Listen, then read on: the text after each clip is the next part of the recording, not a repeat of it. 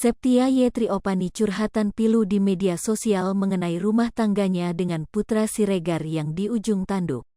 Dalam siaran langsung Septia Yetriopani mengatakan lebih ingin sendiri daripada rujuk dengan Putra Siregar. Dengan begitu Septia Yetriopani mengaku tidak mendapatkan tekanan dari siapapun termasuk dari Putra Siregar dan bisa lebih tenang. Padahal beberapa waktu yang lalu istri Putra Siregar ini mengaku bersedia rujuk saat sidang mediasi di pengadilan agama. Aku lebih adem gini, sendiri, nggak ada yang neken aku, nggak ada yang bisa nyakitin aku kalau kayak gini, kata Septi dikutip dari kanal YouTube Cumi Cumi Kamis, tanggal 2 Februari tahun 2023.